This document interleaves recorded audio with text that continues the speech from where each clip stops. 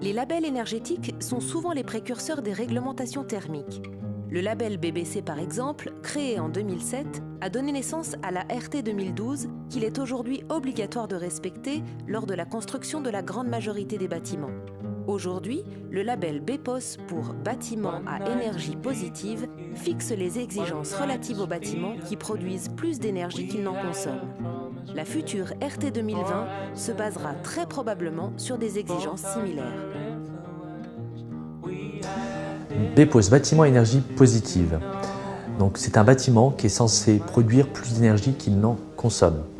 L'idée de cette nouvelle génération de bâtiments, c'est de produire des bâtiments performants en termes d'enveloppe, c'est-à-dire l'isolation, les fenêtres, et performants en termes de système, c'est-à-dire production de chaleur.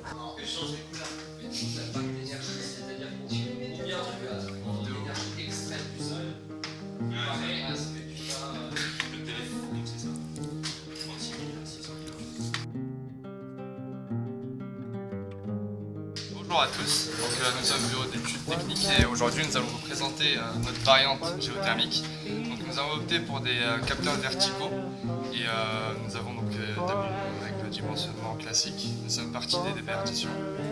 Et en partant de ces déperditions, nous allons pouvoir installer notre puissance calorifique de la plaque. Donc le but, comme vous l'avez compris, c'est de prélever la chaleur du sol qui est constante sur une année. Bonjour, nous avons travaillé sur la variante bois, constituée à 80% de bois et 20% de gaz.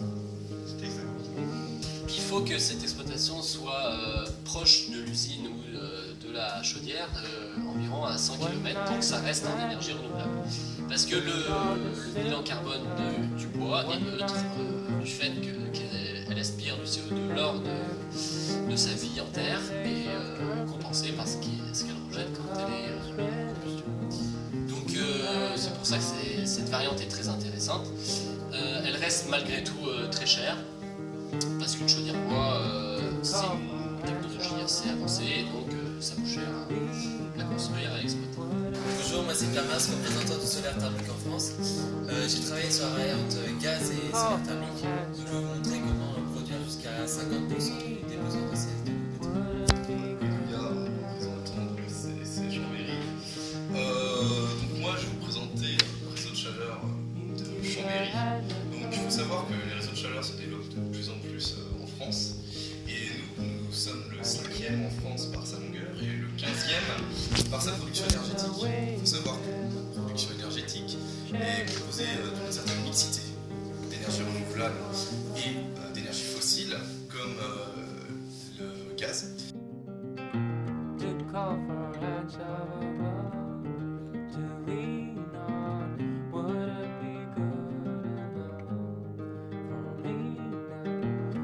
Call for